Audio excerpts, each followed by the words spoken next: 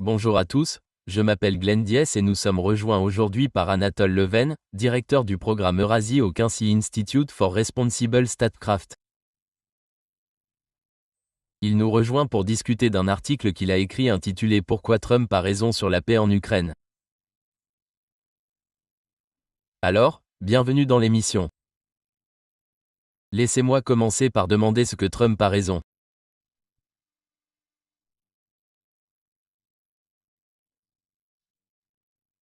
Eh bien, il a finalement raison, il est inutile de viser un cessez-le-feu préalable, car les Russes ne l'accepteront pas, car leur principal levier est bien sûr leur progression sur le terrain.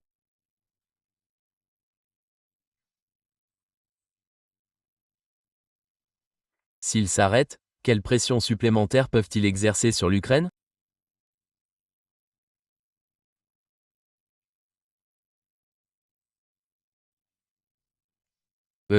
Mais c'est aussi parce qu'un cessez-le-feu préalable, comme Trump lui-même l'a dit, un cessez-le-feu qui ne s'attaque pas aux causes de la guerre et aux problèmes sous-jacents et qui ne met pas fin à la guerre, ne sera pas stable et risque d'exploser à nouveau à l'avenir.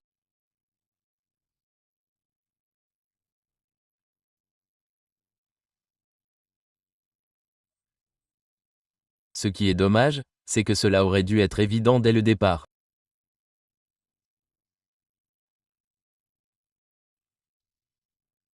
Et Trump a perdu beaucoup de temps, des mois et bien sûr des milliers de vies russes et ukrainiennes à faire pression pour quelque chose qui n'allait pas se produire.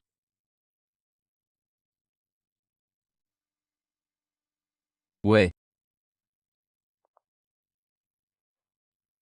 Cet argument des Européens est que si la Russie voulait vraiment la paix, elle arrêterait les attaques, mais de l'autre côté, qui contesterait que la seule raison pour laquelle on envisage désormais de restaurer la neutralité de l'Ukraine, en d'autres termes, pas d'OTAN, c'est simplement parce que les Russes avancent.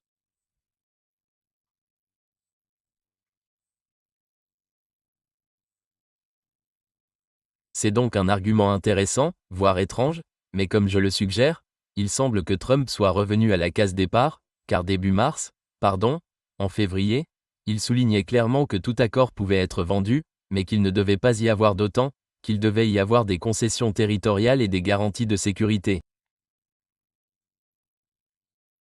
Maintenant, après toutes ces discussions sur un cessez-le-feu inconditionnel, il semble y être revenu. Il soutient qu'il ne doit pas y avoir d'OTAN. Il faut qu'il y ait des échanges territoriaux, mais maintenant, la discussion porte également sur les garanties de sécurité. C'est aussi un concept très vague pour moi, qui peut vouloir dire tout ou rien. Qu'est-ce que cela implique exactement ? Car il semble que les Européens espèrent une sorte d'équivalent de l'article 5 de l'OTAN qui entraînerait les États-Unis dans une guerre directe contre la Russie. Mais que pensez-vous de ces discussions autour des garanties de sécurité ? Eh bien, c'est tout. Personne n'a été en mesure de définir ce que cela signifie ou, lorsqu'ils ont essayé de le faire, des hauts responsables militaires ont immédiatement déclaré que c'était impossible.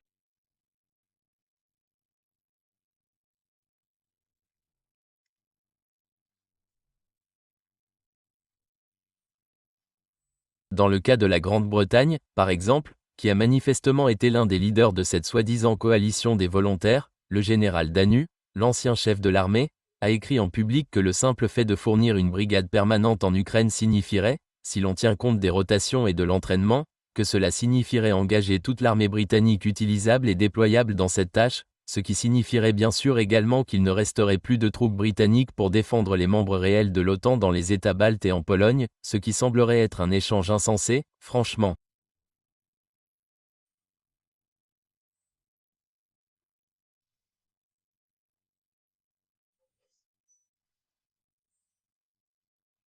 Donc vous avez cette idée d'une petite force de déclenchement, mais une force de déclenchement implique, eh bien, cela n'implique pas seulement, cela dit explicitement que cela nécessiterait ce que les stars appellent un arrêt du soutien américain. En d'autres termes, les États-Unis garantissent d'entrer en guerre si vous savez si cette force est attaquée.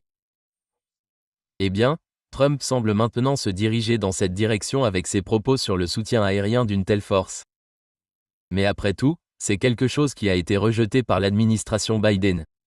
L'idée que, vous savez, les États-Unis entreraient réellement en guerre en Ukraine. Donc, je ne sais vraiment pas.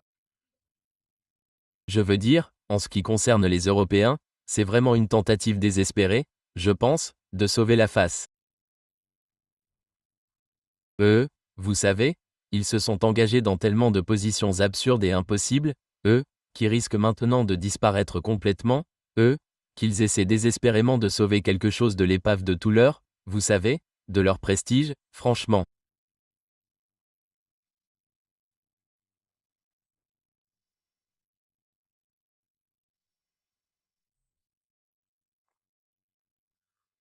Mais je ne comprends pas pourquoi Trump semble aller dans cette direction, à moins qu'il ne l'ait fait, mais aussi parce que Trump a laissé entendre que Poutine avait accepté l'idée d'une force européenne en Ukraine.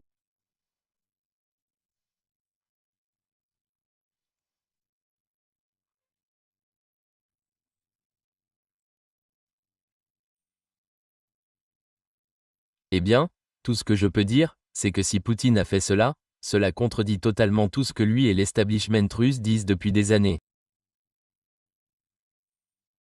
Et cela indiquerait, si c'est vrai, que, vous savez, la Russie est manifestement beaucoup plus pessimiste quant à ses chances militaires en Ukraine. Mais je ne suis vraiment pas sûr que Trump ait été précis à ce sujet ou qu'il ait compris la position russe. Cela pourrait-il être un moyen pour Trump de gérer l'opposition au sein de son propre camp? Je veux dire que l'establishment politique américain n'est pas totalement d'accord avec cette initiative de paix. Les Européens y sont bien sûr farouchement opposés. Zelensky résiste également. C'est oui, eh bien, on se demande toujours si Trump est incohérent ou s'il essaie juste de les entraîner.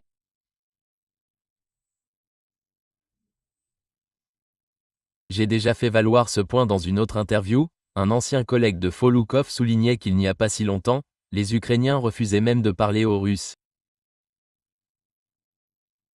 Ils ne voulaient pas s'asseoir avec eux, toute négociation était hors de question, ils l'avaient prévu par la loi, et c'est pareil avec les Européens, ils veulent aussi parler à la Russie. Maintenant, bien sûr, ils s'assoient et discutent. La discussion sur le territoire, donc tout est, essentiellement, sur la table. Donc, est-ce que c'est juste? Vous savez, il a suggéré que c'est juste Trump, vous savez, qui déplace lentement la pièce vers ce qu'il veut maintenant. Je ne sais pas si Trump est partout, comme un imbécile trébuchant, ou s'il est très calculateur et qu'il met les pièces en place. Je me demandais comment vous, eh bien, avez comparé ces deux différentes options possibles. Oui. Et je veux dire qu'il est logique de garder cette possibilité sur la table dans le cadre d'un éventuel accord.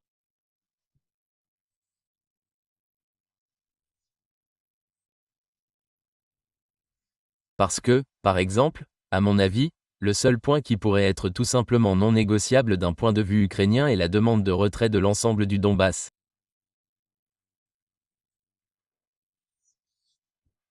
Il est extrêmement difficile pour Zelensky d'accepter cela, de faire accepter cela par son armée, de faire accepter cela par sa population.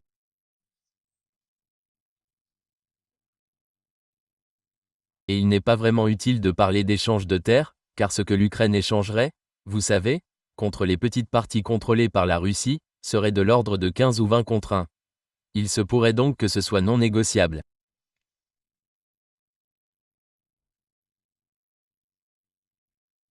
Eh bien, à ce stade, si vous voulez que les Russes abandonnent cette demande, comme ils ont abandonné la demande de retrait complet de l'Ukraine par le Royaume-Uni de Zaparizhia et Héron, vous devez leur offrir quelque chose en retour.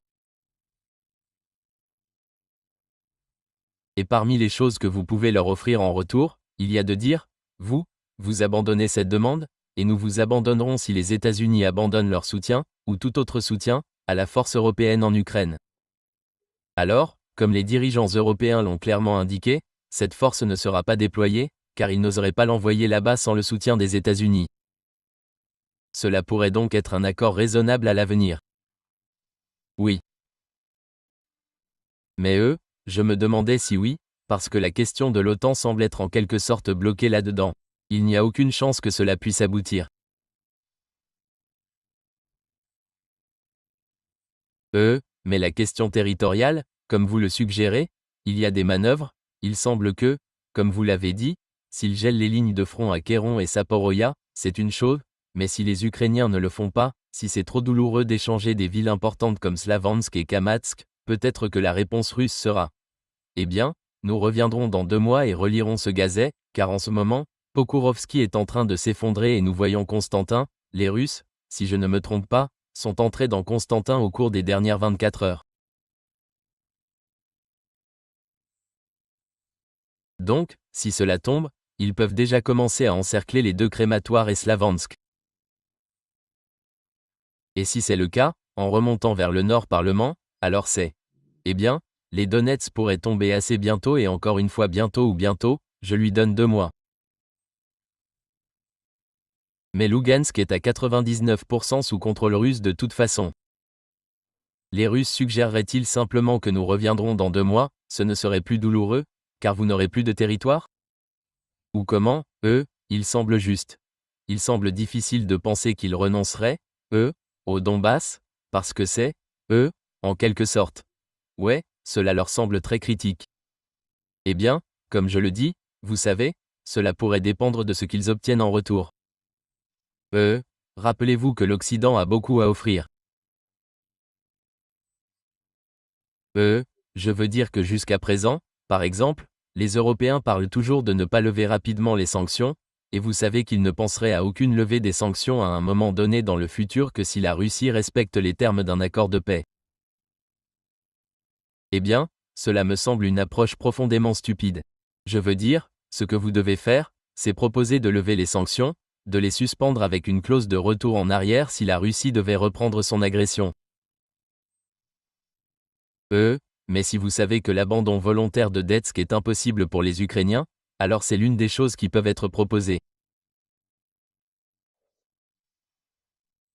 Mais je veux dire que Bakhovsk et Constantin, semblent devoir tomber assez bientôt.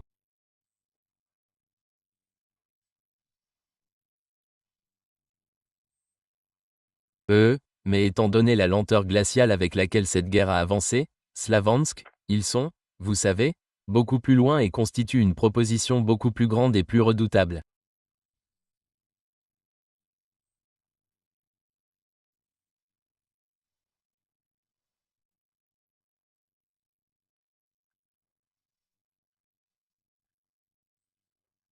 Je veux dire, je préconiserais, dans le cadre d'un règlement maintenant que les Ukrainiens, abandonnent Konstantinovka en échange du retrait de la Russie des petites zones de Sounoumi et Ulkov qu'elle contrôle.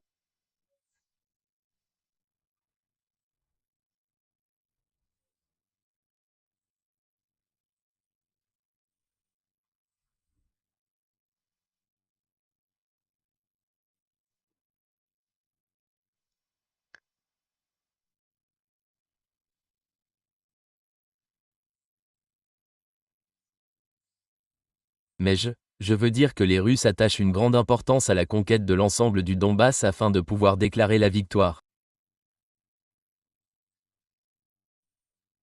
Après tout, la reconnaissance de l'indépendance de l'ensemble du Donbass était la première étape vers cette guerre. Ce que je veux dire, c'est qu'il faudrait leur proposer bien d'autres choses pour qu'ils reculent. Oui. Eh bien, les exigences russes sont certainement très élevées, ce qui est l'une des raisons pour lesquelles il est très difficile de satisfaire ces exigences. Mais d'un autre côté, les Européens, ce qu'ils demandent, c'est un cessez-le-feu inconditionnel, ce qui signifie qu'ils n'ont pas à faire de concessions. Ils veulent des réparations comprises entre 500 milliards et 1000 milliards de dollars. La Russie devrait se retirer de tout le territoire. Et l'Ukraine est toujours sur la voie irréversible de l'adhésion à l'OTAN. C'est aussi une tâche assez ardue. Cela revient essentiellement à demander la capitulation de la Russie, car la Russie est en train de gagner la guerre. Je veux dire aussi qu'ils exigent ce qu'ils veulent pour entraîner l'Amérique dans la guerre. Voudrions-nous vraiment une guerre directe avec la Fédération de Russie, le pays qui possède le plus d'armes nucléaires au monde? Voyez-vous cela comme faisant partie de la motivation européenne visant simplement à essayer d'enfermer les Américains en Europe tout en préservant la raison d'être de l'OTAN? Oui, absolument. Je veux dire, C'est ce que les Européens veulent vraiment faire. Ils veulent enfermer les Américains en Europe et les pousser à soutenir une Ukraine anti-russe, comme une sorte de post-Europe.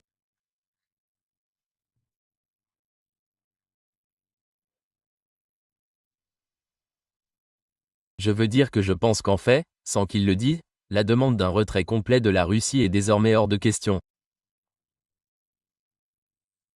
Je veux dire, elle n'est hors de question que parce que, comme vous le dites, les Russes gagnent progressivement et parce que Trump l'a retiré de la table. Je veux dire, sans les initiatives de Trump, les Européens s'en tiendraient toujours à ces lignes absurdes et totalement irréalisables. Je veux dire sur les réparations russes.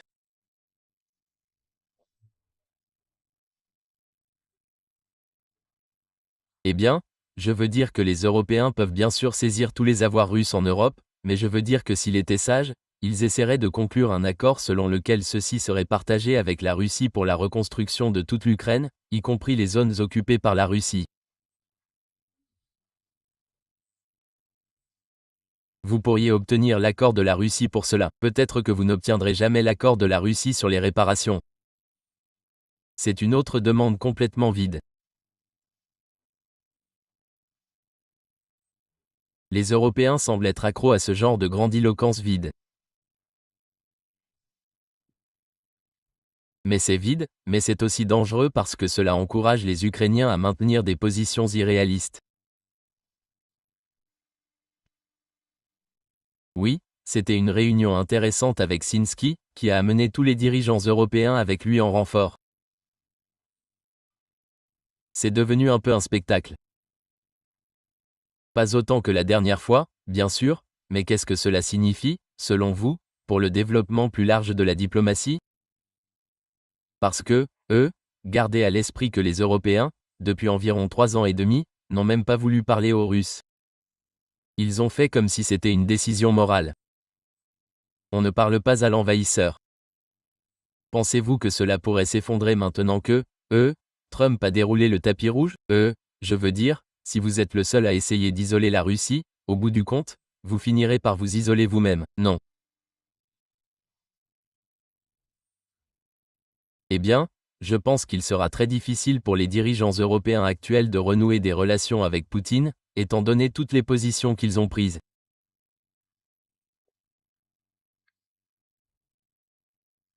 Je veux dire, ils en sont toujours à leur rhétorique, à faire tout leur possible pour insulter la Russie et Poutine personnellement, ce qui est, je veux dire, tellement stupide compte tenu de ce qui se passe.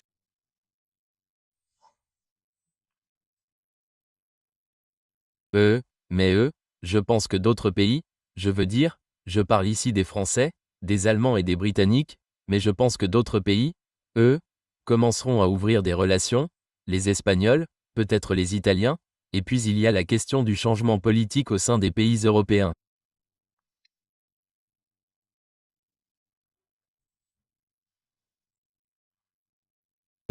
Il faudra voir ce qu'il adviendra des élections françaises en 2027. Mais vous savez aussi, si la coalition allemande s'effondre, si vous avez de nouvelles élections en Allemagne, un nouveau gouvernement, et si aux prochaines élections britanniques, Farage devient Premier ministre, ce qui est désormais tout à fait possible.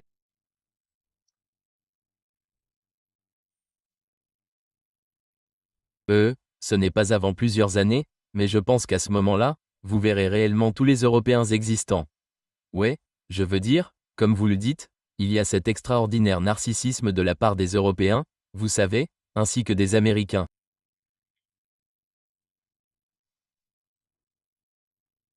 Quand Trump, quand Poutine est allé en Alaska, vous savez, j'écoutais la BBC et il disait que, oh, vous savez, eux, Trump avait déroulé le tapis rouge à ce paria mondial et que vous savez, Poutine était complètement isolé et maintenant Trump lui avait offert cette victoire énorme. Je veux dire, c'est comme si la BBC n'avait aucun journaliste à Delhi ou à Pékin, vous savez, ou en Afrique du Sud, au Brésil, en Argentine ou ailleurs en Afrique, vous savez. Ils sont toujours absolument obsédés par la croyance que l'Occident est le monde entier, alors que ce n'est tout simplement pas le cas. Et plus tôt ils l'apprendront, mieux ce sera pour tout le monde. Ouais. Je pense que 85% de la population mondiale vit dans des pays qui n'ont pas sanctionné la Russie. Donc, ça devient un peu trop eurocentrique étant donné le rôle minime et déclinant qu'elle joue. Mais il y a quand même quelques contradictions.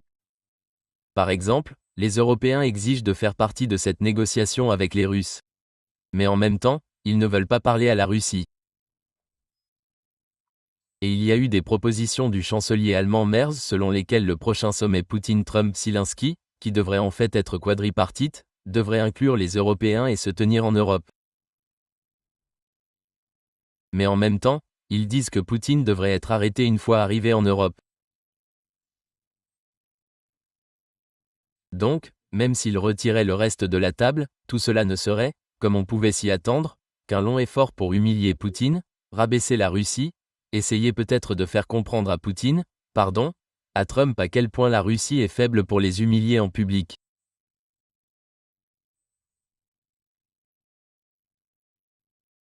Ce qu'il propose ressemble juste à un désastre diplomatique. Voyez-vous les Américains vouloir également garder l'Europe complètement en dehors de ce tableau où Bien, Trump, j'ai été assez surpris qu'il ait invité tous les principaux dirigeants européens en même temps, car en général, l'approche de Trump a été de les rencontrer individuellement et de jouer à diviser pour mieux régner. Mais je veux dire, oui, je pense que c'est exactement ça. Je veux dire, ils veulent désespérément être vus comme jouant un rôle, mais ils n'ont rien de concret à proposer, à part, comme Merz l'a fait, parler sans cesse d'un cessez-le-feu préalable, ce qui n'arrivera pas, et d'une force européenne, ce qui ne peut presque certainement pas arriver.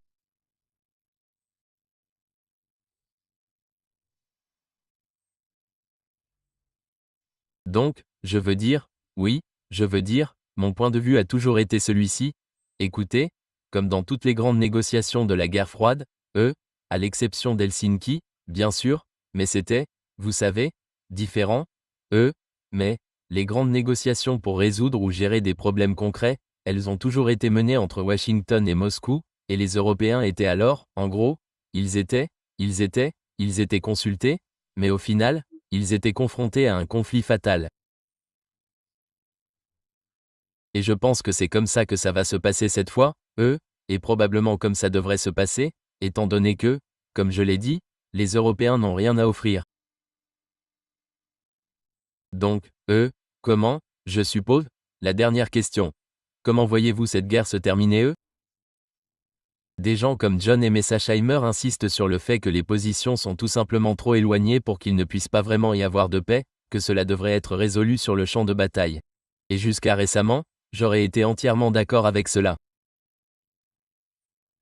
Mais ces nouveaux efforts maintenant, avec la rencontre de Trump avec Poutine, c'est, s'il est à nouveau d'accord avec la position russe, à la fois aux États-Unis et en Russie, qui sont les deux principaux acteurs de ce conflit, s'ils sont au même endroit, et ils ont juste besoin de faire basculer Zelensky, parce qu'une fois Zelensky à bord, les Européens ne peuvent plus faire grand-chose.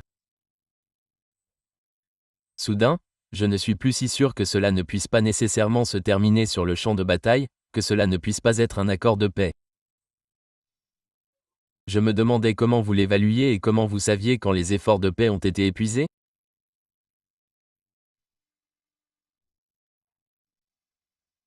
Eh bien, je veux dire, mon point de vue personnel est que les Ukrainiens ne peuvent pas se retirer volontairement de l'ensemble du Donbass. Maintenant, si bien sûr la Russie conquiert l'ensemble du Donbass, alors cela ne pose plus aucun problème. Et alors la question est juste de savoir si, vous savez, la Russie reprendra ses exigences pour encore plus. Vous savez, les Russes m'ont dit, vous savez, dès le début de la guerre, que si la Russie pouvait prendre tout le Donbass, cela suffirait à Poutine pour déclarer la victoire.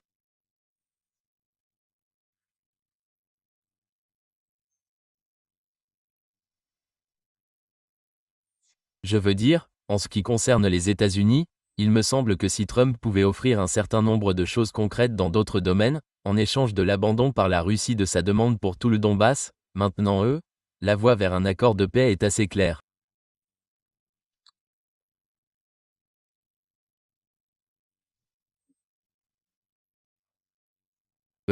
Trump a dit qu'il n'y aurait pas d'élargissement de l'OTAN. Il ne peut pas y avoir d'élargissement de l'OTAN en fait, car personne n'est prêt à se battre pour l'Ukraine. Il en va de même pour cette force européenne en Ukraine. Les États-Unis sont en mesure de lever de nombreuses sanctions américaines. Bien sûr, les droits linguistiques russes en Ukraine sont quelque chose que nous devrions exiger de toute façon si nous sommes un minimum fidèles, vous savez, à notre propre croyance européenne déclarée dans le multiculturalisme et, vous savez, la démocratie pluraliste, etc. Et je veux dire, en ce qui concerne le désarmement ukrainien, eh bien, les Russes n'ont jamais, du moins ces dernières années, défini cela. Et il me semble que si vous éliminiez le fait que vous ne fourniriez pas à l'Ukraine certaines catégories d'armes, cela suffirait probablement à obtenir l'accord des Russes.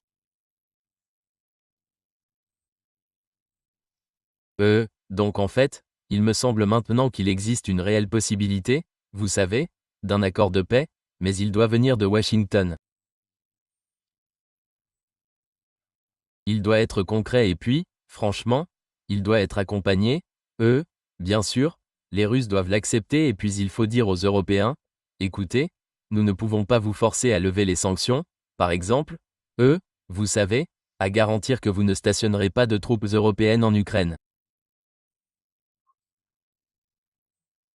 Mais si vous faites cela, vous êtes livrés à vous-même, les amis.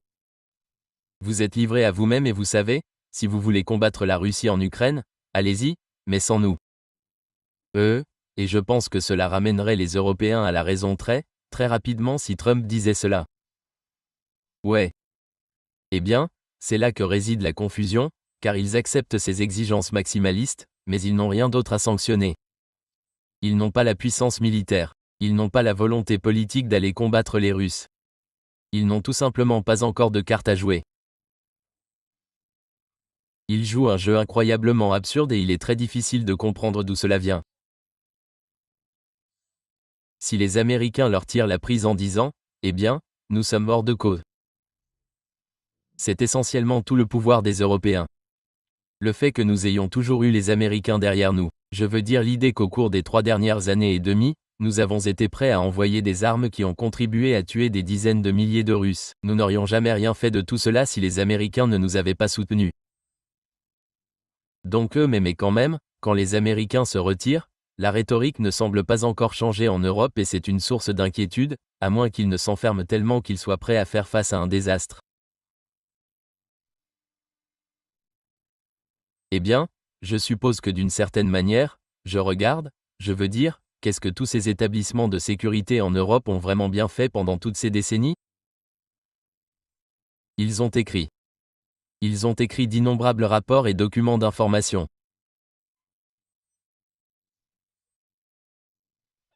Beaucoup d'entre eux sont totalement, je veux dire pas tant fantastiques que juste, je veux dire soviétiques dans leur détachement de toute forme de réalité ou de volonté réelle. Vous savez, je me souviens toujours d'avoir lu un énorme document allemand il y a des années sur la responsabilité de l'Allemagne dans la sécurité de l'Asie centrale.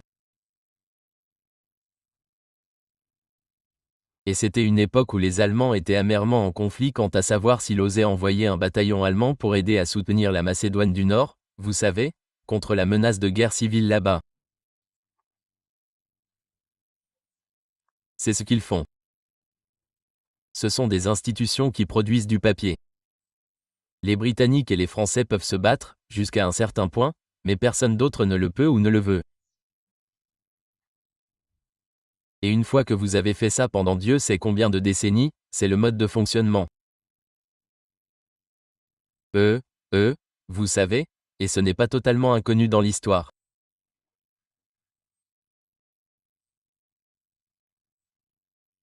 Vous savez, bien avant les années 460 ou même 470 après Jésus-Christ, vous savez, les vestiges de l'empereur romain et du Sénat, vous savez, dans les marais de Ravenne, émettaient encore des décrets selon lesquels les barbares devaient obéir à la loi romaine, et, confirmaient, le roi gothique d'Espagne, en tant que gouverneur romain d'Ibérie, vous savez, les,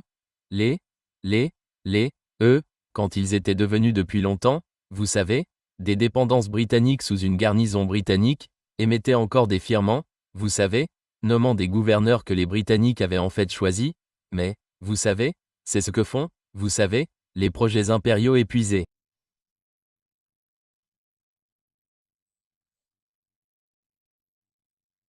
Ils génèrent du papier? Je pense que c'est ce que font les Européens. Je ne me souviens plus qui a caractérisé l'Europe, le cœur de la mentalité européenne, comme une mégalomanie impuissante, ce qui, je pense, résume assez bien la situation. Eh bien, c'est le cas. Cela me fait penser à la caractérisation de l'UE comme une puissance législative, car dans les années 1990 et au début des années 2000, la plupart des pays européens souhaitant rejoindre l'UE pouvait poser des conditions politiques pour être autorisé à le faire. Donc, si vous voulez commercer avec l'UE, vous devez adopter sa gouvernance extérieure. Dans le milieu universitaire, on appelle l'UE une superpuissance législative, c'est-à-dire qu'elle légifère simplement par écrit, ce qui se traduit par un grand pouvoir. Mais bien sûr, le pouvoir économique de l'UE a disparu. Il n'y a pas beaucoup de conditions politiques qu'elle puisse fixer pour que les pays puissent adhérer, et elle semble toujours essayer de gouverner par écrit, mais personne ne l'écoute. C'est donc une approche intéressante. Quoi qu'il en soit, je ne pars pas et merci beaucoup pour votre temps. Un plaisir comme toujours. Merci. Merci.